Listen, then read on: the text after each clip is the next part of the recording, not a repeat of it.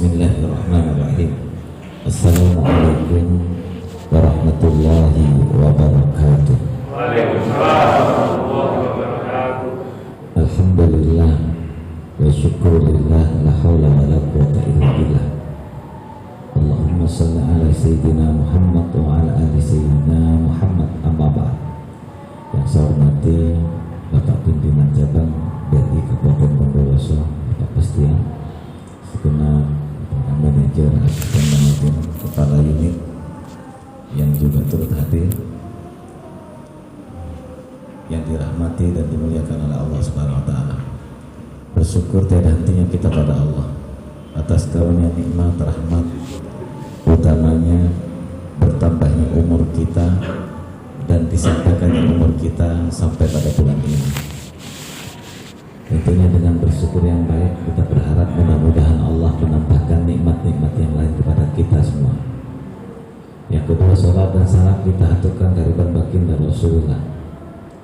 Beliau yang senantiasa diharapkan syafaatnya, beliau yang banyak membimbing kita, memberikan petunjuk jalan menuju kebenaran, jalan yang mustaqim, yang lurus, dan jalan kemudahan menuju surga Allah Subhanahu wa ta'ala. Salah satu di antaranya, beliau mengajarkan kita ajaran Islam. Kata Rasulullah, ad-dinu, agama ini didirikan dengan 5 perkara. Yang pertama, an tashhadu an la ilaha illallah wa tashhadu anna Muhammadar Rasulullah, yaitu kesaksian kita kepada Allah dan kepada Nabi kita Nabi Muhammad SAW. Wa tuqimus shalah, yang kedua adalah mendirikan salat. Yang ketiga yaitu ibadah puasa Ramadan. Yang keempat menunaikan zakat. Yang kelima adalah menunaikan haji ke tanah suci Makkah. Itu 5 poin pokok ajaran agama yang bersifat wajib. Tentunya ini menjadi penting bagi kita yang berpemeluk agama, berbeda dengan yang ateis, yang tidak bertuhan dan tidak beragama. Oleh karenanya Rasul bersabda, as-salatul khamsi ilal khamsi, wal jum'at ilal jum'at, wal ramadan ilal ramadan, mukaffiratud dunub hatta idza jitanabal kabair. Perlu diketahui, kata Rasulullah, salat 5 waktu yang kita jaga itu bisa menghapus dosa kita tiap hari. Misalkan kita sholat duhur, setelah sholat duhur kita ada dosa dan kelalaian, kesalahan yang kita perbuat kepada Allah, maka dosa setelah duhur akan terhapus secara otomatis kalau kita melaksanakan sholat asar. Setelah sholat asar kita berdosa lagi, namanya manusia, kita berdosa lagi. Dosa kita setelah sholat asar yang kita lakukan akan terhapus secara otomatis kalau kita melaksanakan sholat maghrib dan isya. Setelah sholat isya kita berdosa lagi, namanya manusia. Dosa itu akan terhapus otomatis kalau kita melaksanakan ibadah sholat subuh. Jadi sholat 5 waktu itu menjadi titik, menjadi stick menghapus dosa kita tiap hari. Lalu ada menghapus dosa mingguan, al-Jum'at ila Jum'at. Setelah kita sholat Jumat, hari Sabtu kita berbuat dosa, hari Minggu berbuat dosa, hari Senin ada kebiasaan dosa yang kita sulit menghindari dan kita sudah terlena dengan perbuatan itu. Dosa mingguan kita dari Jumat itu akan dihapus kalau kita melaksanakan sholat Jumat. Begitu nyampe di tahunan, setelah keluar dari Ramadan, kita sudah saling bermaaf-maafan. Ada dosa yang kita perbuat yang menjadi kebiasaan dan mendorong kita untuk melakukan itu. Ibaratkan kita lompat ke kolam renang, sudah kadung enak dan nyaman, kita nggak bisa keluar dari kolam renang itu, dan kita bermain di sana. Dosa tahunan kita akan dihapus kalau kita berpuasa di bulan Ramadan. Sampai-sampai Rasul bersabda, man shoma ramadhana imanan wa ihtisaban ghufira lahu ma taqaddama min dhanbi. Beliau menjamin barang siapa yang berpuasa di bulan Ramadan full 30 hari, betul-betul Ramadan itu dilakukan yaitu ikhlas, murni karena mengharapkan ridha dari Allah Subhanahu wa taala, tidak ada bolongnya satupun, betul-betul full sempurna. Ghufira lahu ma taqaddama min dzambi, dosa-dosa yang lalu, dosa 5 tahun, dosa 10 tahun, dosa 30 tahun, bahkan dosa 60 tahun yang lalu yang pernah kita perbuat langsung bersih nol. Makanya ketika kita keluar dari Ramadan, kata Rasulullah, raja'a kayami waladatu ummu, kita keluar dari Ramadan itu seperti bayi yang baru lahir dari perut ibunda kita. Kita fitrah. Terus kita keluar dari Ramadan, lalu ajal kita tiba dan kita menghadapi kematian. Orang yang meninggal setelah Ramadan dan halal bihalal dijamin orang itu husnul khotimah. Enak gak enak? Jadi umat Rasulullah. Enak gak enak? Enak. Umurnya singkat, penghapusnya banyak. Nah, kalau enak husnul khotimah, apa mungkin ada yang ngarep meninggal setelah Ramadan? Barangkali. Mungkin maburan atau awasa. Pokoknya belum loh poso. Tidak pernah poso ya cok ngaruh. Satu puasa ditinggal itu sama dengan kekuatannya puasa 2 bulan berturut-turut. Ingat ya, satu puasa Ramadan 1 hari itu kekuatannya sama dengan puasa 2 bulan berturut-turut. Sampai-sampai baginda Rasulullah dalam hadisnya riwayat Ahmad bin Hanbal, beliau menjelaskan, man shoma ramadhana salasina yawman summa shoma sittatan min syawal kasyamid dahr. Barang siapa yang puasa 1 Ramadan, 1 bulan Ramadan 30 hari full, lalu dilanjutkan dengan puasa Syawal 6 hari, yaitu tanggal 2 Syawal sampai tanggal 7, maka dia sama dengan mendapatkan pahala puasa 1 tahun penuh. Di situ Imam Ahmad menjelaskan penjelasan Rasul, kok bisa 1 tahun ya Rasul? Kata Rasul, 1 bulan Ramadan itu kekuatannya, pahalanya sama dengan 10 bulan. Kemudian yang 6 hari Syawal itu 2 bulan. Jadi persis 12 bulan. Oleh karenanya saya bermohon kepada bapak-bapak, usahakan puasanya jangan sampai batal. Usahakan 1 tahun 1 kali. Ingat, puasa kita ini penghapus dosa kita, dan kita harus punya kesadaran, jangan-jangan puasa kita tahun ini adalah puasa terakhir. Kita tidak ada yang tahu. Banyak yang diharapkan hidup tahun ini, seperti Haji Hadid A3. Saya sempat menyimpan voice call-nya. Beliau masih berharap setelah ngasih santunan ke adik-adik yatim, berharap Ustaz, semoga kita berjumpa di bulan Ramadan yang akan datang. Yang diharapkan sekarang, tapi beliau sudah dipanggil. Artinya apa? Tidak ada yang menyangka dengan satu perilaku dan angan-angan hidup kita sampai kapan. Oleh karenanya kesempatan tahun ini Ramadan itu jangan disia-siakan. Sholat fardu bulan Ramadan, sholat duhur asar, itu kekuatannya sama dengan sholat 70 kali selain bulan Ramadan. Pokoknya enak jadi umat baginda Rasulullah. Jangan sia-siakan. Satu contoh ini, misal saya pakai rumusan penghapus dosa. Allah berfirman dalam Al-Quran, innal hasanati yudhibna sayyi'at. Saya gunakan satu dari Quran yang paling pokok. Allah berfirman, sesungguhnya perbuatan baik yang kita lakukan itu akan melebur dan menghapus dosa-dosa kita yang lalu. Rasul memberikan penjelasan dalam hadisnya, barang siapa dari umatku berniat melakukan kebaikan, punya niat dia berbuat baik, tapi nggak sampai dilakukan, dia sudah dapat 1 pahala penuh.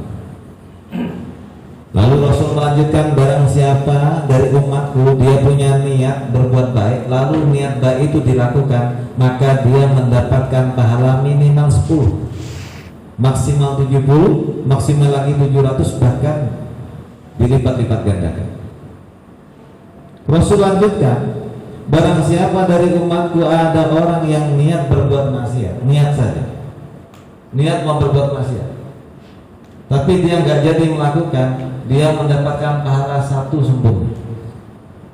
Ada orang niat berbuat buruk tapi nggak jadi, itu dapat pahala. Kenapa? Karena untuk umat Nabi Muhammad, tulisan 1 dosa itu kalau dilakukan. Kalau sebenarnya masih belum dicatat di dalam bitokoh. Besok raport amal yang Allah berikan di mizan itu namanya bitokoh. Semakin buku raport itu nanti di lembaran itu ada tulisan pahala, ada tulisan dosa. Hanya 2 itu. Khusus umat Nabi Muhammad, niat berbuat buruk gak jadi, pahala 1. Kalau ada dari umat Nabi Muhammad punya niat buruk lalu sampai berbuat keburukan, maka dia dicatat 1 dosa. Melakukan baik dicatat minimal 10 pahala, melakukan dosa dicatat 1 dosa. Tapi ada rumus dari Allah, setiap kebaikan yang kita lakukan akan menghapus perbuatan buruk yang kita pernah lakukan. Sekarang Ustaz tanya sama bapak-bapak, misalkan hari ini kita semua yang hadir, kita semua punya dosa sebanyak 100. Dosa kita hari ini 100. Maka untuk menghapus dosa 100 butuh berapa kebaikan? Kalau pahalanya 1 pahala itu 10. Butuh 10 kebaikan. Begitu mudah, begitu cepat jadi umat baginda Rasulullah dengan kebaikan saja tanpa istighfar. Dengan kebaikan saja dan istighfar, kebaikan saja bisa menghapus dosa-dosa. Oleh karenanya, ayo jadikan 30 hari ini menjadi pelebur keburukan kita setahun. Setahun itu lama, 30 hari sebentar. Kita gunakan, kita isi sebaik mungkin. Jangan sia-siakan. Karena puasa ini menjadi penguat iman. Dengan kita berpuasa, kata Abdullah bin Salam, kita ini sebetulnya mempelajari untuk bersyukur. Bersyukur menjadi hamba yang lapar dan menjadi hamba yang kenyang. Di saat kita puasa seperti sekarang, kita tahu rasanya lapar. Oh, begitu indahnya rasa lapar. Begitu nanti kita berbuka puasa, kita akan menyadari dan mensyukuri nikmatnya kenyang. Ternyata makan yang paling enak itu waktu lapar. Makan setelah kenyang tidak nikmat. Artinya apa? Kecenderungan, kata Abdullah bin Salam selaku sultanul ulama, rajanya ulama ini, beliau memberikan satu penjelasan. Seseorang yang puasa dengan laparnya itu akan mendorong orang itu suka berbagi sedekah. Makanya baginda Rasul pernah ditanya oleh Anas bin Malik, ya Rasulullah, ayu sedekah afdalu ya Rasul. Sedekah yang paling utama itu kapan ya Rasul? Rasul menjawab, as-sadaqatu fi Ramadan. Sedekah di bulan Ramadan ini tidak ada yang nandingi, karena semua tingkat kebaikan itu klaster pahalanya tertinggi dibanding bulan-bulan waktu-waktu lain. Makanya ketika Nabi masuk Ramadan, ajwatan nas, Nabi itu menyetatuskan dirinya menjadi hamba yang paling dermawan. Mumpung Ramadan. Karena kalau pahala selama Ramadan itu ya tidak begitu besar seperti Ramadan. Jadi disempatkan untuk mengisi-ngisi kebaikan. Dan yang berikutnya nanti dilanjutkan aja, Pak. Ada satu hadis riwayat Jabir. Di situ Rasul menjelaskan khamsatun yuftirna shaum wa yukitna wudu. Ada 5 perkara yang membuat puasa itu batal dan wudhunya pun batal. Ada 5 perkara, 5 perbuatan yang menyebabkan puasa itu batal dan wudhunya batal. Yang dimaksud batal di sini bukan tidak sah. Puasanya sah, wudhunya sah, tapi pahalanya berkurang kalau perlu sampai 0. Puasanya sah, tapi pahalanya bisa 0 kalau sering-sering dilakukan. Apa 5 perkara itu? Kata Rasul, al-kidbu, berbohong. Seseorang yang suka berbohong, utamanya makelar, dagang-dagang, makelar mobil, pagi-pagi itu biasanya sudah bohong. Berapa mobilnya? Boleh ditawar 150. Oh, yang 150 kemarin sudah ada yang nawar 170. Padahal belum ada yang nawar. Jadi kalau makelar di bulan Ramadan jangan menerapkan gaya biasa. Lama-lama nanti pahalanya nol. Jadi bohong itu bisa mengurangi pahala sampai nol, tidak membatalkan puasa. Puasanya sah. Makanya hadis ini merujuk kepada hadis yang sahih. Apa hadisnya? Kam min shaimin laisa min siyami ilal ju' wal atas. Betapa banyak orang yang berpuasa, dia sah puasanya, tapi ketika dia menagih pahala tidak ada pahala, melainkan Allah menjelaskan tidak ada pahala puasa waktu Ramadan, melainkan kamu cuma dapat lapar dan haus. Ternyata penyebab pahala puasa hilang dan kita hanya merasakan lapar haus pertama adalah bohong. Suami-suami ini jangan sering bohong sama istri. Nah, kemana mas? Lembur lagi? Padahal gak lembur, masih mampir kemana? Ya lebih baik jujur. Karena bohong itu memang bisa mengurangi pahala buat. Yang kedua apa? Yang kedua adalah al-ghibah, ngerasani, gosip. Ghibah itu seperti api yang menghabiskan kayu bakar.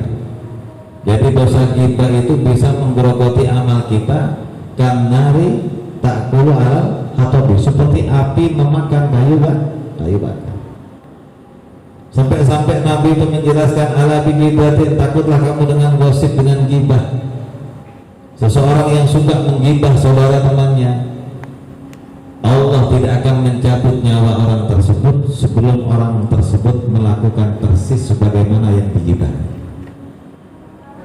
Makanya ini hati-hati. Kita kalau sering gosip, kalau bapak-bapak insya Allah jarang, yang sering ibu-ibu, umpamanya ada temannya dimantu, suaminya nikah dua, jangan dibahas itu, jangan diceritakan, kasihan orang itu. Kenapa suaminya nikah lagi? Diceritakan, sudah diam, jangan dibahas. Suatu saat kalau ibu sering menggosipkan hal seperti itu, orang yang digosipkan bakal diduduki sendiri. Jangan-jangan suaminya ibu juga berpoligami, diam-diam. Dan ini banyak menjadi fakta, sesuatu yang dilihat akan terjadi pada kita sendiri. Makanya orang yang suka menggosip tidak akan dicabut nyawanya sebelum dia merasakan dan melakukan persis sebagaimana digosipkan. Yang ketiga, an-namimah, adu domba. Adu domba ini termasuk dosa besar.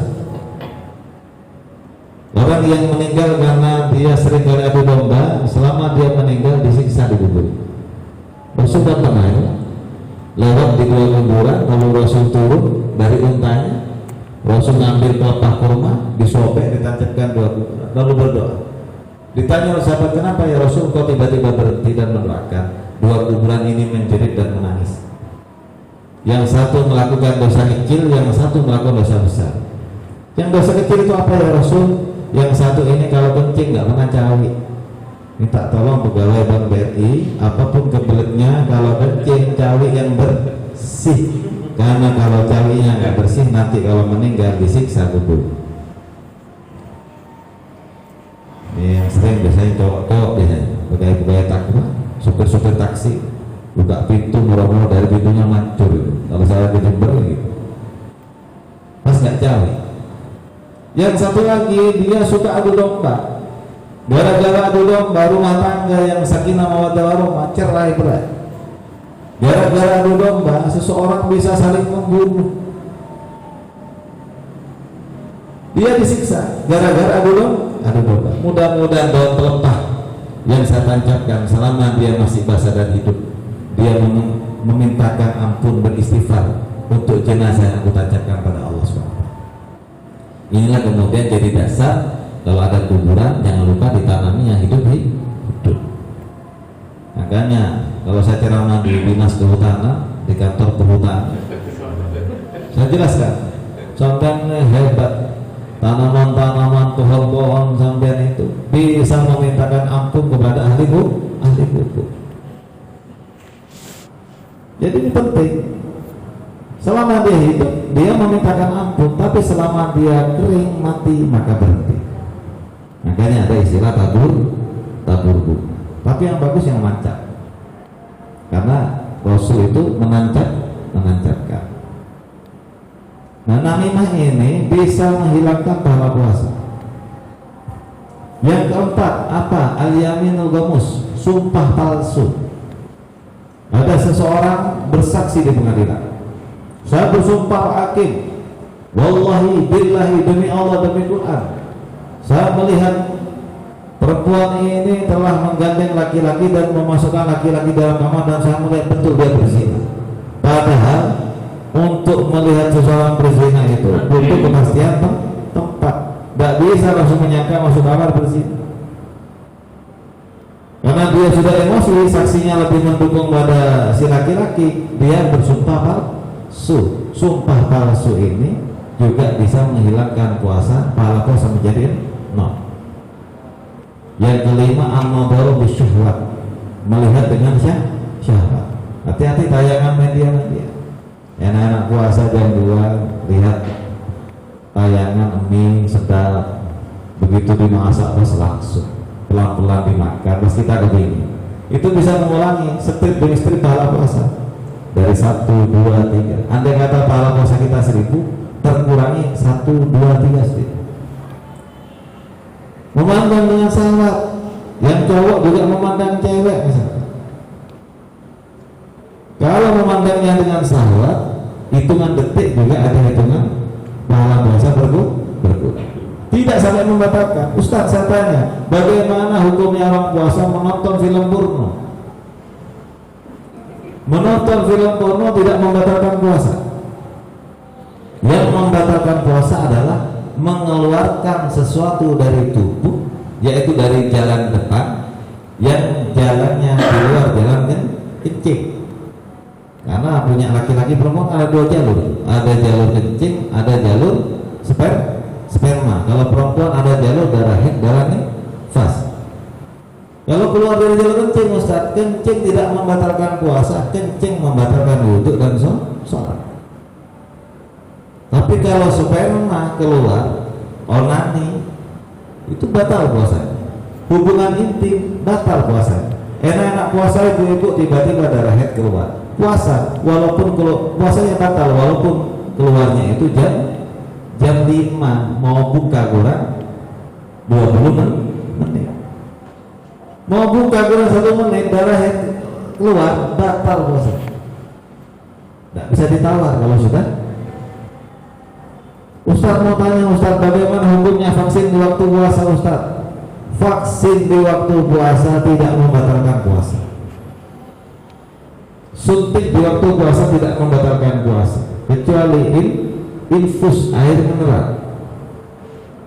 Sebagai ulama ada yang berpendapat suntik itu ada yang membatalkan puasa sepanjang suntikannya suntik vitamin atau mineral. Ada sebagian ulama yang menjelaskan tidak membatalkan puasa. Kenapa? Yang membatalkan puasa itu adalah masuknya sesuatu itu lewat mata, lewat telinga, lewat hidung, melalui jalur tenggorokan dan langsung masuk ke dalam perut. Tapi kalau masuknya ke dalam tubuh itu di luar mata, hidung, telinga dan tenggorokan, maka tidak membatalkan puasa.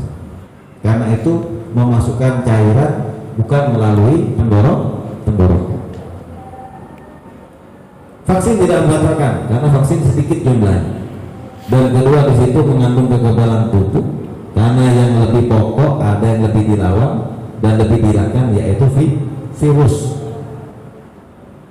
Al-wajibu la yutraku ila liwajibin dalam kaidah fikihnya. Perkara wajib tidak bisa ditinggalkan karena ada perkara wajib yang lain. Kecuali ada perkara wajib yang lain. Jadi perkara wajib tidak bisa ditinggalkan karena perkara sunnah. Jadi perkara wajib boleh ditinggal demi perkara wajib yang lain. Kayak rapatkan soft misalnya. Soft ini sunnah, tapi menghindari tersebarnya virus itu wajib.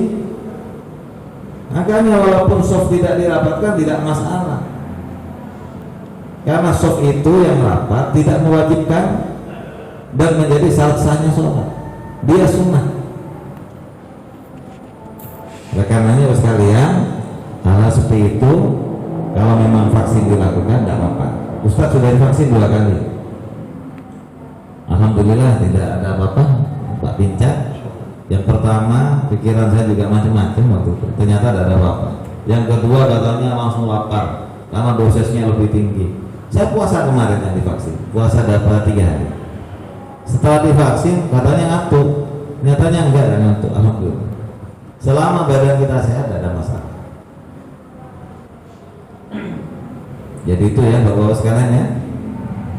Pertama, istilah bulan Ramadan semaksimal mungkin untuk menguatkan tali kekuatan iman kita kepada Allah Subhanahu wa taala. Yang kedua, jaga puasa bulan Ramadan dengan cara meninggalkan 5 perkara ya. Melihat dengan syahwat, memandang boleh, melihat ummi boleh. Kalau nggak syahwat nggak masalah. Melihat cewek nggak masalah, sepanjang nggak syahwat. Ustadz ini punya keunikan ya. Saya ini bercerita pengalaman pribadi. Saya ini kalau hafalan yang suka itu di depan cewek. Saya kalau menghafalkan sesuatu lihat cewek itu hafalan tambah kuat. Ini kan agak aneh. Padahal kata Imam Syafi'i, kalau ingin hafalannya kuat tidak boleh melihat lawan jenis. Ternyata pemahamannya selama melihatnya itu kalau didorong dengan syahwat baru menjadi persoalan. Kalau nggak dengan syahwat tidak masalah. Jadi jadikan puasa ini penguat iman kita nih. Carilah nilai plus. Jadikan puasa Ramadan tahun ini lebih baik daripada tahun-tahun yang lalu. Jangan tetap tidak ada perbedaan. Masa puasa dulu waktu SMA sampai sekarang nggak ada bedanya. Cuma nahan lapar. Kita nih mending lah sekarang ini puasanya puasa nggak makan. Ada puasa yang lebih berat lagi apa? Puasa nggak ngomong. Coba saya kepingin tahu ada orang nggak yang sanggup nggak ngomong selama 24 jam? 1 jam aja berat. Bisa kalau tidur, baru kalau tidur. Makanya boleh jadi tidurnya orang yang puasa itu pahalanya lebih besar. Karena yang mengurangi dosa ternyata dari 5 perkara itu berarti yang paling banyak dari mulut sama keinginan hati. Justru orang kalau tidur terus berarti dia puasa nggak makan, dia puasa nggak melihat maksiat, dia puasa nggak mendengarkan perkara yang dibikin dia haram, dia juga puasa tidak mengeluarkan kata-kata yang merusak. Ternyata orang dulu ganjarannya lebih gede. Soalnya ketika udah ditimbang-timbang kualitasnya sing sadar, sing nggak sadar, ternyata apian sing ora sadar. Kadang mulut ini diam tapi hati ini ngomong terus. Bisa dibuktikan bapak-bapak kalau naik kendaraan sepeda motor mobil pas nyetir itu mulut kita diam tapi hati ngomong terus. Hati ngiri. Orang kita kuning dikasih kita kok kuning kok gak tepat macam-macam. Begitu diklakson kaget buru misuk-misuk kurang jauh itu. Nah, ketika gak kuat buru terlontar menyakung. Cenderungnya seperti itu. Ternyata kata hati ini lebih banyak yang keluar yang muncul daripada kata yang ada di mulut. Makanya ada dosa mata, ada dosa mulut, ada dosa hati. Disitulah kita diukur di bulan puasa ini. Ayo kita tingkatkan puasa Ramadan ini bukan hanya sekedar kita menahan lapar, tetapi bisa menahan yang lain. Barangkali itu saja. Saya kok lebih senang, ini masih ada waktu setengah jam, langsung tanya jawab. Nah, tanya jawab ini lebih mengacu pada persoalan. Silakan Bapak terbuka langsung, tidak masalah. Monggo, perihal puasa, perihal apa saja dah, boleh ditanyakan. Baik, lebihnya itu yang disampaikan oleh Ustaz Muhammad Yusuf. Ada dalam catatan saya ada 5 tindakan, 5 perbuatan yang bisa mengurangi pahala puasa. Satu adalah berbohong, Ini Bapak Pimpinan, Bapak Bastian bisa menggunakan momen ini Pak untuk monitoring kinerja AO Pak. Awas, jangan bohong ya, mengurangi ganjaran kosong. Bapak tanya ini juga nih. Dua adalah hibah, ada domba. Keempat adalah sumpah palsu, dan kelima adalah melihat dengan syahwat ya. Ini yang sulit Ustaz. Ini kalau soal tanggung jawab ada di operasional biasanya, karena dari ada standar layanan ya Pak Haryata ya. Saya nggak tahu kalau selama Ramadan standar layanan berubah syar'i nggak? Untuk nah ini teknis saja Pak ya, jangan kita terlalu serius ya. Karena ada buahnya yang paling cantik di operasional Ustaz. Ya, kalau di back office gitu ya, tidak begitu. Dari sisi usia minimal kan gitu ya. Jadi misalkan ada dalam kategori dosa gitu, ya, harusnya di operasional bebannya paling besar ya. Baik, benar saja. Tapi kalau bisa nahan, pahalanya nggak bisa. Oh gitu. Kita berubah semua Muslimnya tidak ada dengan di sini, pahalanya besaran tidak. Besarannya itu puasanya lihat orang telanjang banyak. Tapi kalau kuat, itu lebih kuat daripada kita. Alhamdulillah. Baik, Bapak Ibu, mungkin ada pertanyaan yang ingin disampaikan secara langsung di momen yang spesial ini. Kami persilakan. Ada dari audiens?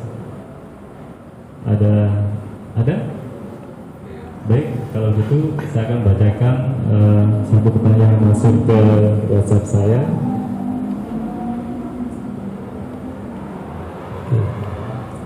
Pertanyaan seperti ini, Ustaz. Katanya dosa besar hanya bisa terhapus dengan taubatan nasuha. Bagaimanakah cara melakukan taubatan nasuha untuk menghapus dosa besar yang pernah dilakukan? Apakah cukup hanya istiqomah berbuat baik saja, atau cukup hanya sholat 5 waktu? Pertanyaan lanjutan, bagaimanakah ciri-ciri kalau dosa kita sudah terampuni? Begitu. Ini saya bawa ke Minang Ustaz ya, biar secara teks. Iya, baik. Sementara itu dulu Ustaz, kami persilakan. Baik, ini pertanyaan yang sangat menarik dan bagus bagi jalan hidup kita. Karena hidup itu penuh liku-liku. Di situ Rasul juga menjelaskan ciri-ciri hamba yang istiqomah, husnul khotimah. Ciri-ciri hamba yang husnul khotimah, meninggalnya itu adalah baik dan dia tersenyum karena sebelum dicabut nyawanya oleh Allah, oleh malaikat Israel diberikan kabar baik.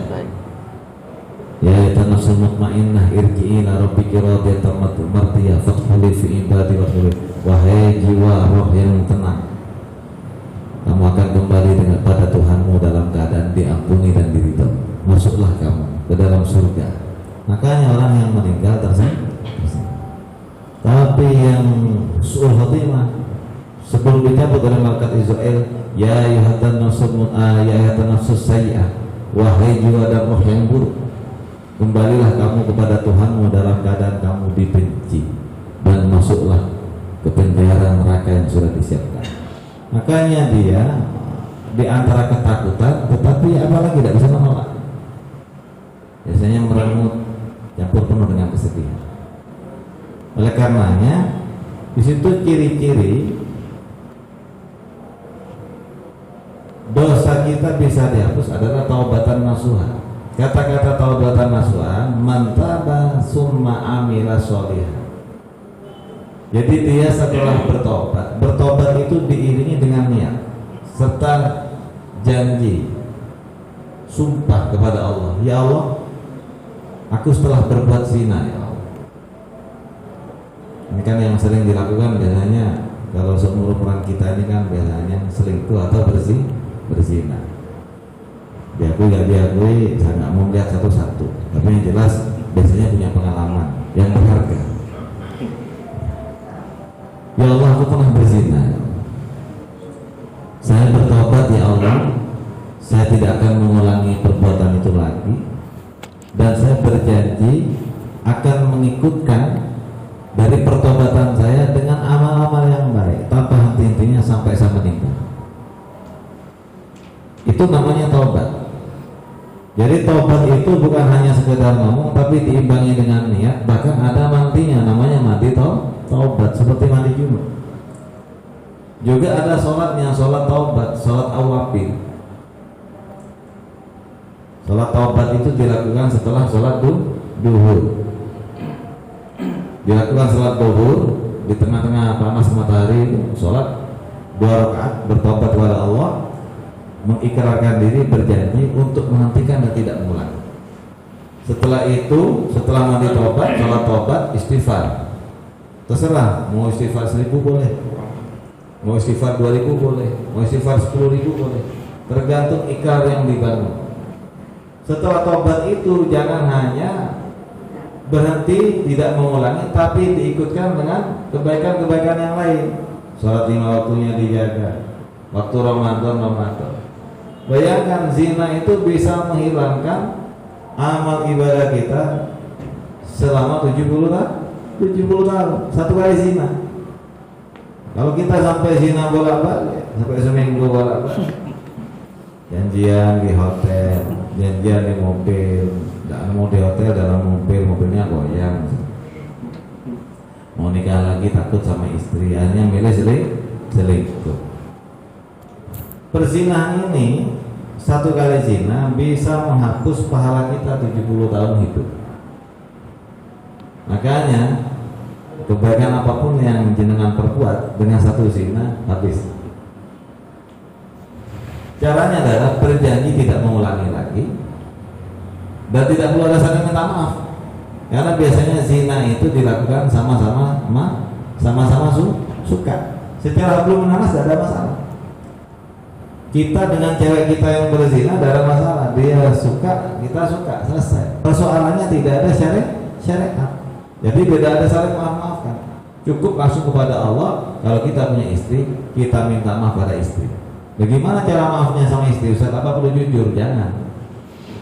Ada pertanyaan, Ustaz, apabila kita minta maaf kepada orang lain, Ustaz, kepada teman kita, apakah perlu seseorang yang minta maaf menjelaskan kesalahan yang pernah diperbuat oleh dirinya kepadanya?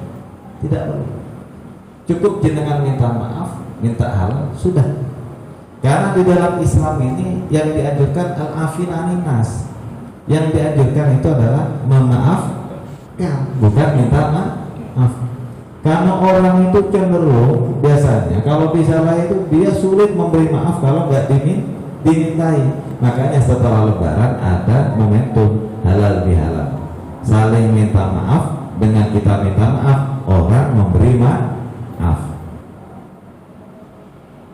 Jadi tobat itu niat, mandi tobat, sholat tobat, istighfar 1000. Setelah itu dia bersumpah tidak mengulangi perbuatan itu lagi. Lalu wa'amilah sholihan, diikuti dengan amal-amal baik. Sholatnya dijaga, 5 waktunya dijaga, Jumat ke Jumatnya dijaga, Ramadannya dijaga, terus sampai meninggal husnul khotimah. Dosa yang zina itu sudah hilang. Dosa zina itu hilang dengan catatan tidak mengulangi lagi. Kalau mengulangi lagi, ya Allah, saya nggak kuat ya Allah. Ternyata zina itu enak ya Allah. Saya kok ketagihan ya Allah. Makanya laki-laki yang pernah berpoligami terus single biasanya berat ya? Karena sudah pernah mencicipi 2 rasa terus disuruh 1 rasa, ini repot ya. Ketagihan ya. Kalau masih dalam suasana pernikahan oke-oke aja, tapi kalau sudah mengarah pada perselingkuhan zina ini yang berat, sulit dihentikan. Kalau saya lebih berani milih nikah walaupun lama sama istri daripada berzina. Ini saya katakan dosa yang besar ya, dosa besar. Jadi caranya seperti itu, mandi tobat, niat, sumpah tidak mengulangi lagi, sholat tobat, langsung diikutkan dengan amal-amal soleh.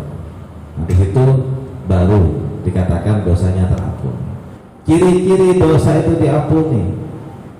Setelah Allah mengampuni dosa orang tersebut, Allah mencurahkan rahmat. Rahmat itu berupa tampar, ikatan yang menyambungkan imannya kepada Allah, yang menyambungkan imannya kepada Rasulullah, sehingga dia cenderung merasa takut. Makanya orang-orang ini kadang-kadang dia baru sadar tobatnya itu lebih nyata kalau sudah dikena penyakit COVID. Ada seorang PSK kena COVID-19, sudah mau mati. Di situ dia udah berpikiran banyak, saya dosanya banyak. Ternyata selamat. Begitu dia selamat, besoknya dia berhenti dari PSK. Karena ada satu nikmat yang besar dari Allah yang seharusnya saya mati, nggak mati. Barangkali itu menjadi satu hadiah terbesar yang menjadi momen yang itu dikenang-kenangannya nggak bisa dilupakan. Ada seorang pemabuk, pemain judi, juga sering diskotik, juga main perempuan. Tiba-tiba kena COVID. Sudah tahu rasanya mau mati, sesek. Sudah mau meninggal, ternyata masih selamat. Insya Allah setelah sembuh dia berhenti. Ternyata apa hadirin kesimpulannya? Pendosa itu lebih banyak dilakukan oleh orang yang sehat. Justru orang yang sakit itu jarang berbuat dosa karena memang sakit menjadi penebus dosa. Kalau ada orang yang sakit AIDS 2 tahun, tiba-tiba dia meninggal, jangan dihina. Boleh jadi dosanya zinanya dia itu menjadi nol karena dia sadar kena AIDS 2 tahun. Yang susah ini seperti kita, berbuat salah, tidak pernah ketahuan polisi, tidak pernah penjara. Mendingan yang di penjara dosanya itu langsung hilang. Yang susah nih kayak kita ya. Jadi banyak hal ya, kecenderungan orang kalau sudah dosanya diampuni itu biasanya dia selalu berada pada jalan ketakwaan, berangsur-angsur selalu dekat pada ketaatan dan pada kebaikan. Itu ciri-cirinya. Betul. Saya kira itu. Ada beberapa pertanyaan yang masuk, cuma saya cari yang masih relevan dengan pertanyaan sebelumnya yang pertama tadi, Ustaz.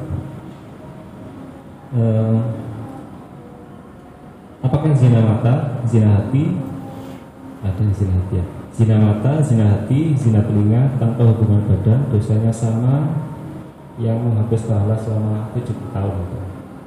Terus saya tambahin lagi, Ustaz. Ini kan momen Ramadan ya.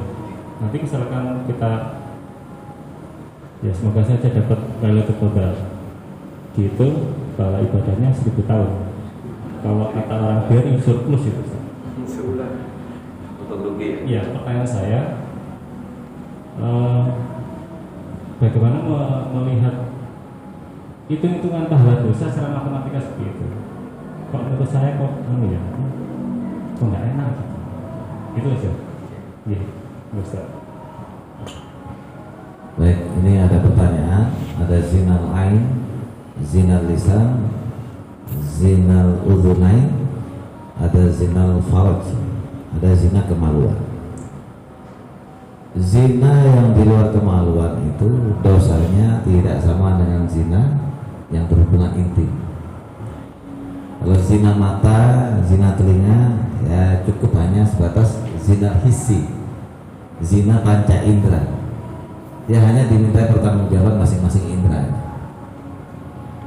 Berapa tahun kamu aku berikan nikmat melihat, berapa tahun kamu melihat kemaksiatan. Di situ hisabnya nanti hanya dosa mata, dosa telinga.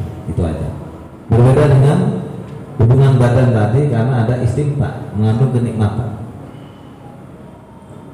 Makanya Rasul ketika ditanya oleh sahabat, suila Rasulullah SAW, an aksarin nas tudhilina, ya Rasulullah, besok manusia itu paling banyak masuk neraka disebabkan dosa apa ya Rasul?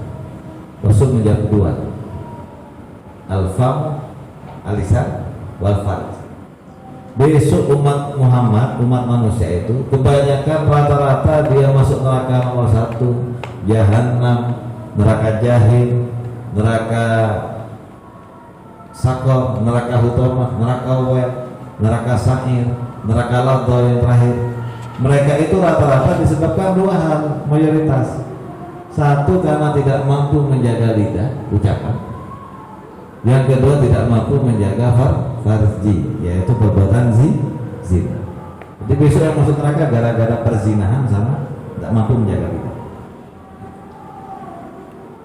Kalau hanya zinatul ain, hanya melihat orang telanjang, itu zina ain. Kemudian telinga, kita berbicara ngeres dengan pacar kita, itu juga zina telinga. Itu tidak sampai menghilangkan dosa 70 kan? 70 kan. Nah, yang kedua, hitung-hitung matematika tadi sudah saya jelaskan. Untuk satu kebaikan dicatat pahala minimal 10, maksimal adhaf dilipat gandakan tanpa batas. Khusus umat Rasul. Untuk berbuat dosa dicatat satu dosa. Makanya ketika saya tadi tanya, apabila hari ini kita punya dosa 1000, dengan minimal satu kebaikan dicatat 10 pahala, satu keburukan dicatat satu dosa. Kita punya dosa 1000 hari ini di buku catatan rapot kita. Kalau kita ingin menghapus dosa itu, butuh berapa kebaikan untuk menghilangkan 1000 dosa? Butuh 100. Memang matematikanya seperti itu. Makanya kalau kita dosanya hilang 70 tahun, terus kita jangan meremehkan. Oh, si ono malam Lailatul Qadar. Dosa saya yang satu zina itu 70 tahun hilang. Tak lakoni sholat sunat sama dengan sholat 1000 bulan. Belum lagi sedekah di malam Lailatul Qadar sama dengan sedekah 1000 bulan. Jangan sampai diremehkan, karena ketika dosa diremehkan dengan pahala itu menjadi lain lagi persoalan. Menjadi lain lagi. Ada semacam anak menentang Allah. Sama dengan kita kepada anak orang tua. Ada anak kita berbuat salah. Ketika dia berbuat baik, kita kasih hadiah. Hadiahnya 10 kali lipat. Kalau berbuat dosa, kita pukul 1 kali. Sudah dia jangan dilanggar, dipukul 1 kali. Ketika dia berbuat baik, langsung dikasih pahala, dikasih hadiah 10 kali lipat. Tiba-tiba dia memanfaatkan event, ya, saya ini salah, langsung dapat 10 kali lipat kebaikan. Pas nantang, habis dipukul sama orang tuanya, bolak-balik. Artinya apa? Yang kita cari itu adalah ridha dan rahmat Allah. Satu ridha itu sulitnya sangat.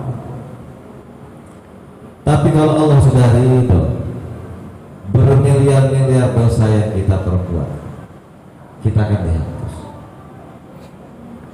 Jadi kita tuh sama dengan pimpinan, sama pincang. Pak pincang misalkan punya toko bangunan, pekerja itu macam-macam. Ada yang datang tepat waktu, gampangnya kalau sholat ada yang sholat tepat waktu, ada yang sholat terlambat. Gajinya sama. Tiba-tiba yang satu ini bikin masalah. Dia pernah punya hutang, tiap bulan hutang, dia mintanya potong gaji, hutang terus. Sama dengan orang dikasih nikmat, tapi dia nggak mau sholat, punya hutang sholat tiap hari. Yang satu rajin nggak pernah hutang, masuk tepat waktu. Yang satu ini sudah punya hutang, masuk telat, sudah gitu masih menganjurkan benda yang dijual, jadi sudah merugikan barang toko. Terus dia bilang sama pimpinannya, Pak Bos, saya mau minta gaji saya. Kata bosnya, kamu punya utang banyak, sholatmu belum dibayar, kata Allah. Kok kamu mau minta pahala? Saya nggak ridho, kamu mesti nganturkan barang, kamu mesti bikin benci saya. Jadi kebencian Allah itu akan menjadi persoalan. Tapi begitu Allah ridho, begitu pimpinan bangunan itu ridho, karena dulunya dia sering terlalu, dia memperbaiki, nggak pernah berbuat, dia nggak pernah merusak barang, bahkan menguntungkan toko. Gimana Pak Bos? Hutang saya kemarin sudah saya lunasi semua, sangat lunas. Jadi perlakuan Allah kepada kita kalau sudah itu, berapapun keburukan yang pernah kita perbuat dan membuat Allah benci kepada kita, itu selesai masalah.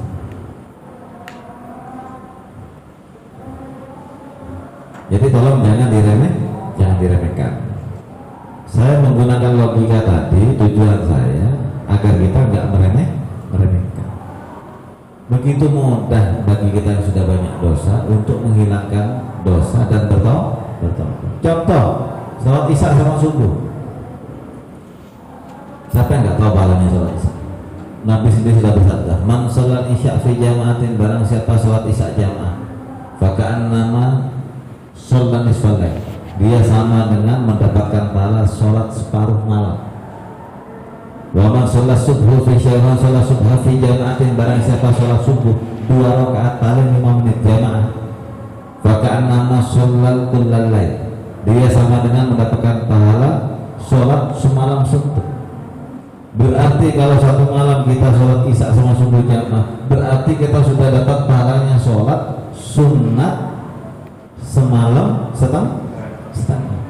Semalam setengah itu tak hitung 24 jam. Setengah satu malamnya dihitung 12 jam. Ditambah 6 berarti 18 jam. 18 jam itu sama dengan kita hidup 24 jam. Terus kita sholat selama 18 jam. 6 jamnya anggap kita buat dosa berarti.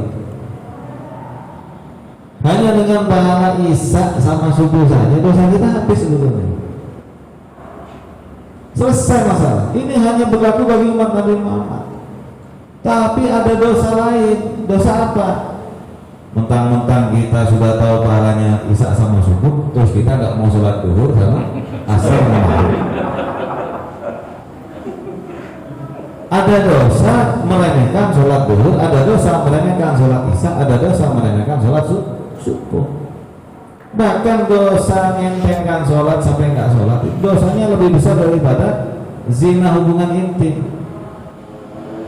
Ada perempuan ngadu pada Nabi Musa, "Ya Musa, saya ini perempuan PSK. Semua lelaki di sini kenal semua sama saya karena pernah tidur dengan saya. Dosa saya kedua, ya Musa, saya pernah hamil anak haram dari perzinahan saya. Dosa saya ketiga, ya Musa, saya ini malu karena saya punya anak haram. Anak itu begitu lahir aku cekik meninggal, ya Musa. Jadi aku ini perempuan melakukan 3 dosa besar sekaligus. Dosa zina, dosa hamil anak haram, dosa membunuh bayi. Aku datang kemari untuk minta jalan bagaimana aku bertobat kepada Tuhan." Sama Musa diusir. "Hei perempuan, kamu ini perempuan yang sangat keji. Jangan kau kotori rumahku. Aku takut Allah tidak mengirimkan wahyu lagi ke rumahku gara-gara kamu yang kotor agama. Sah keluar." Begitu perempuan ini keluar, berjalan setapak demi setapak, 1 kilo, 2 kilo, 3 kilo, malaikat Jibril datang bawahnya. "Hei Musa, bukankah seperti itu cara menemui umatmu yang ingin bertobat pada Allah, padahal Allah mau menerima tobat orang tersebut? Ketahuilah ya Musa, ada dosa yang lebih besar daripada dosa itu. Dosanya bahkan 1000 kalinya perbuatan orang itu." Bayangkan, 1000 kalinya perempuan berzina, perempuan hamil anak haram, perempuan membunuh anak. Apa itu? Dosa apa itu ya Jibril? Kata Jibril, dosa umat Nabi Muhammad yang meremehkan sholat 5 waktu. Kalau berbicara hitung-hitungan dosa apa? Dosa kita ini 24 jam selesai dengan sholat isya sama subuh. Ini kita berbicara pakai ilmu ya, pakai hadis. Kita sudah sholat 18 jam, anggap 6 jamnya buat tidur sama hemat. Apalagi terus kita sholat duhur, asar, maghrib. Makanya untuk perempuan itu kuncinya cuma 5, dia sudah masuk surga. Apa? 1, taat sama suaminya, ya kan? Yang kedua, dia menjaga sholat 5 waktu. Ketiga, dia menjalankan ibadah puasa bulan Ramadan. Kemudian yang berikutnya, dia menjaga kemaluan. Tidak perlu perempuan pakai sholat sunat rawatib, puasa Senin Kamis, tidak perlu. Perempuan puasa Senin Kamis, terus suaminya masih muda kayak Ustadz Yusuf sama Pak Jatuh, repot. Gara-gara puasa kita nggak bisa hubungan. Perempuan itu cuma puasa Ramadan wajib, jaga 5 sholat waktu, sudah taat sama suami, surga deh. Tidak ribet-ribet, tidak perlu sholat tahajud begini. Apalagi perempuan punya bayi, gimana mau tahajud? Sholat aja nggak tenang. Perempuan itu menyusui bayinya aja 2 tahun, melahirkan bayi meninggal, syahid dia. Pokoknya enak umatnya Nabi Muhammad. Kenapa kok enak? Umurnya pendek, umur yang dulu itu 1000 tahun. Bayangkan kalau ada orang sholat 1000 tahun yang kita sholat cuma 40 tahun, bisa kita kalahkan. Pas tarawihnya seperti sekarang. Pas tarawihnya seperti sekarang. Tarawihnya 20 rakaat, pas umur hidupnya seperti Nabi Adam sampai 2200 tahun. Nabi Ayub aja umurnya ada di dalam riwayah 950, ada yang bilang 1000. Nabi Idris itu 1200 tahun. Nah kita ini 60 kalau nyampe. Terus mengalahkan umat-umat yang dulu, kan tidak mungkin. Jadi inilah kelebihan-kelebihan. Makanya Rasulullah bersabda, "Utiat ummati fi Ramadan lan tu'tahunna minal umami ma qablah." Umatku ini di bulan Ramadan diberikan 5 perkara yang tidak diberikan pada umat-umat terdahulu. Apa? Yang pertama, huluful famis ini, baunya mulut orang yang berpuasa Ramadan, atyabu indallah min rihil misik. Baunya itu distatuskan oleh Allah lebih wangi daripada baunya minyak misik di surga. Makanya makruh sikat gigi di atas dulu, karena yang dinilai wangi itu baunya orang puasa. Biarkan bau, tidak masalah, agar orang itu dengan mulut yang bau dia tidak sembarangan ngomong, mampu menjaga mulut. Akhirnya mulutnya kan ngimpok. Karena sekali ini ngomong jadi serigala. Ketemu cewek cantik itu bayu kan tuh. Apalagi cowok yang suka tebar pesona, titik-titik merayu, titik-titik merayu. Yang kedua, yastaghfirul malaikatu bis-shaimi minal fajri ila ghurubi syamsi. Malaikat itu memintakan ampun dengan membacakan istighfar untuk kita yang berpuasa sampai kita melakukan buka puasa. Bayangkan sepanjang itu malaikat istighfar. Dari tadi pagi kita istighfar sampai entar lagi.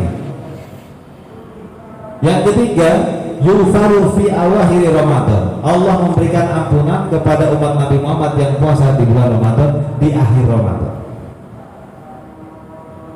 Yang keempat, Allah membelenggu komandannya iblis. Jadi sekarang ini yang dibelenggu bukan setannya, tapi komandan. Ibaratkan tentara itu perwiranya lah yang dipegang. Jadi kalau sudah ada garis komando, anggota tidak ada yang merintah. Jadi yang diikat itu pemimpinnya saja. Nah itu 5 hal itu diberikan oleh Rasul kepada umat Nabi Muhammad dan tidak diberikan kepada umat-umat Nabi terdahulu. Baik, itu. Pertanyaan berikutnya adalah sholat yang agama. Bagaimana agar kita bisa sholat dengan khusyuk dan tumakninah? Khusyuk ini memberat. Khusyuk artinya tunduk. Kalau lebih bahasa kerennya sekarang serius, fokus. Untuk fokus itu perlu dimatangkan persiapan. Makanya tidak ada ceritanya orang khusyuk itu sholatnya wudhunya setelah ada. Kalau kepingin khusyuk itu wudhunya sebelum ada. Jadi wudhu dulu sebelum ada, sampai nunggu ada, baru khusyuknya itu lebih matang. Karena ibaratkan orang nyetir itu semua sudah siap, sarung tangan, semua sudah siap, sabuk pengaman siap, kontak sudah siap, bensin sudah terisi. Begitu sudah wudhu, masuk sholat, takbir, dimulai dari takbir, setelah niat, hati kita langsung menghidupkan min plus kita, yaitu dengan melafazkan zikir Allah. Contoh, ini yang saya latihan di pesantren ya.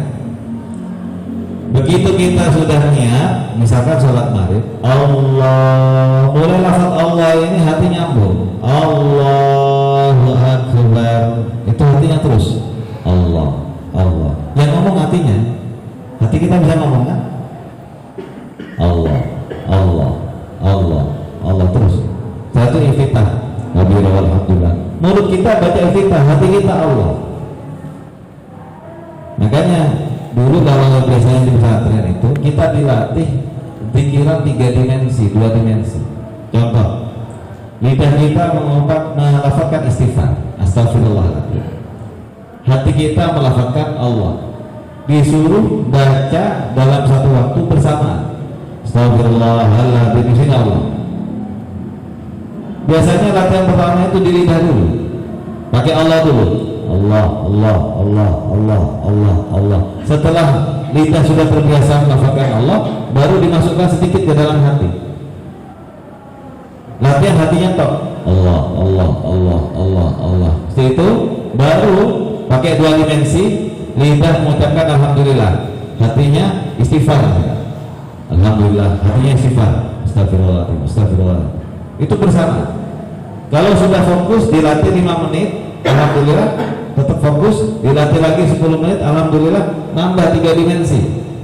Lidahnya la ilaha illallah, hatinya ucapan Allah, telinganya seakan-akan mendengarkan lafaz astagfirullah. Dilaksanakan satu waktu, fokus, tidak boleh ada yang lepas salah satu, 3-3-nya dibaca. Ini juga melatih kefokusan juga khusus. Ya kalau nggak bisa minimal 2 lah. Begitu Allahu Akbar, takbir pertama sampai salam itu hati melafazkan Allah tidak boleh berhenti.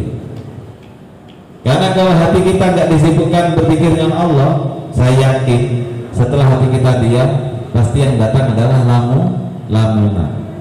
Kenapa orang ketika sholat cenderung melamun? Karena hatinya kosong. Yang bergerak cuma lidahnya. Makanya bapak-bapak ketika baca Al-Fatihah, Bismillahirrahmanirrahim. Kenapa pikiran masih kemana-mana? Padahal lidahnya alhamdulillah. Alhamdulillah itu nggak butuh fokus, kita sudah hafal banget tiap hari. Tapi kalau hati kita disibukkan lafaz Allah, Allah, baru kita tidak mikir kontak, tidak mikir HVS tadi taruh di mana, tidak mikir yang tadi belum ditandatangani. Kenapa? Karena hati sudah disibukkan lafaz Allah. Tidak ada ruang yang membedah lamunan tasawuf, gambaran pikiran kita untuk membayangkan sesuatu yang tadi dilupakan lalu ingat di waktu sholat. Silakan, kalau bapak sanggup 1 menit alhamdulillah, naikkan lagi 2 menit, naikkan lagi 3 menit. Kalau perlu dari takbir awal Allahu Akbar sampai Assalamualaikum warahmatullahi, karena lafaz Allah. Tapi lidahnya tetap waktu ruku ya baca doa ruku subhanallah, tapi hatinya Allah, Allah, Allah. Khusyuk seperti itu. Ada khusyuk yang kedua, hatinya disibukkan memperhatikan bacaan ayat atau menerjemahkan ayat. Bismillahirrahmanirrahim, dengan menyebut nama Allah yang Maha Pengasih lagi Maha. Tapi menerjemahkannya di dalam hati, tidak boleh menerjemahkan pakai lidah. Karena kalau lidah ngomong pakai selain bahasa Arab, sholatnya batal. Ada yang seperti itu. Monggo, intinya adalah sholat itu khusyuk, fokus, menghalangi lamunan yang dari luar datang di waktu sholat. Karena kita menghambakan diri kepada Allah. Ya, ini mungkin pertanyaan terakhir, Ustaz. Sebelum kita akhiri, ditutup dengan doa dan untuk berikan kesempatan bagi teman-teman untuk nanti mungkin lanjutkan dengan sholat berjamaah ya. Pertanyaannya adalah, kalau ingin sholat tahajud di bulan Ramadan pada sudah sholat tarawih dan witir, bagaimana caranya? Apakah sholat witir lagi setelah tahajud atau hanya sholat tahajud saja tanpa witir? Ini saya jelaskan pakai kitab Ibanatul Ahkam ya. Kitab Ibanatul Ahkam itu syarah dari Bulughul Maram. Di situ dijelaskan caranya. apabila bapak-bapak ingin sholat tarawih dan witirnya berjamaah, cara yang satu. Jadi ketika imam sholat witir 2 rakaat, bapak-bapak ikut 2 rakaat. Setelah itu 1 rakaatnya tidak usah ikut, karena 1 rakaatnya digunakan untuk penutup akhir sholat tahajud. Karena fungsinya sholat witir ini sholat penutup sholat malam. Kalau sudah sholat witir nggak perlu sholat lain. Jadi yang genap ikut, ganjilnya nggak usah ikut. Nah itu cara yang pertama. Nah kalau genapnya ikut, ganjilnya tidak ikut, bagaimana caranya? Padahal tadi sudah sholat niat sholat witir.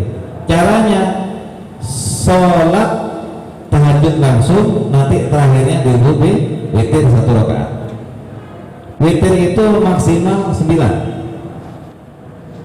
Bisa 1, 3, 5, 7, 9. Jenengan sholat 3 rakaat sekaligus boleh, sholat 9 rakaat sekaligus boleh, asalkan khusus witir tanpa tahiyat 1 kali salat.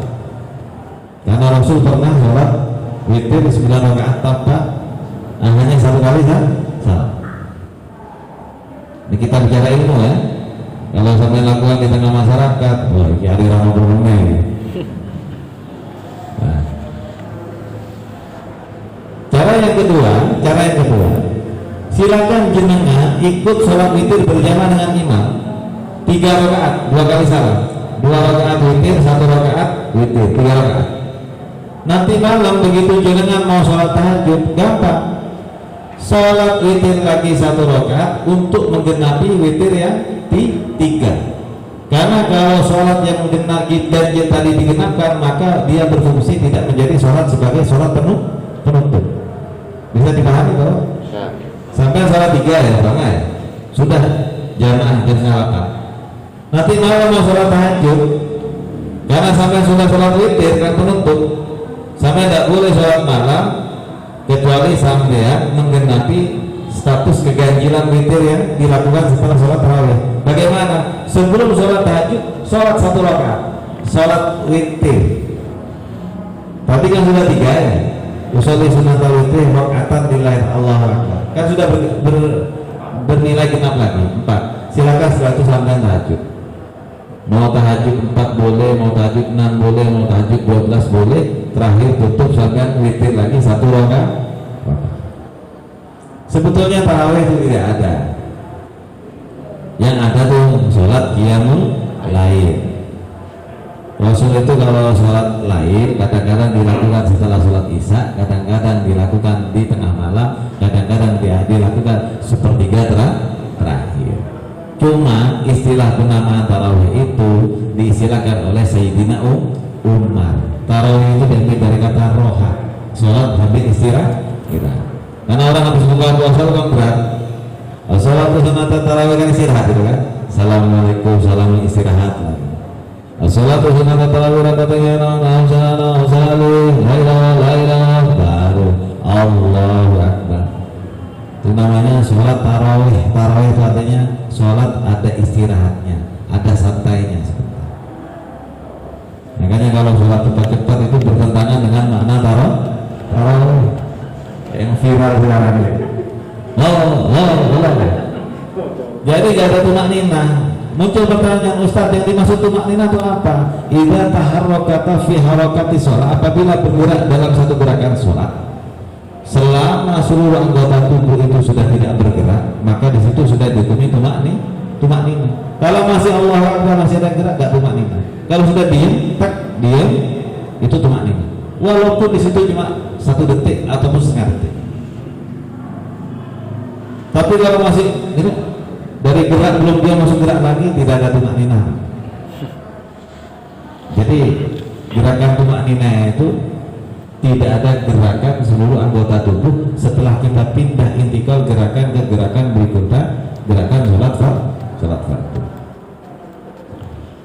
Jadi begitu ya, paham-pahamnya ya, yang harus diterapkan. Baik, waktu sudah menunjukkan pukul, kalau menurut jam saya, jam 17:16 atau 17 menit. Mungkin kita akan akhiri dulu, nanti akan ditutup, mohon ditutup dengan doa. Sambil nanti teman-teman persiapan takjil, buka, panitia sudah menyiapkan.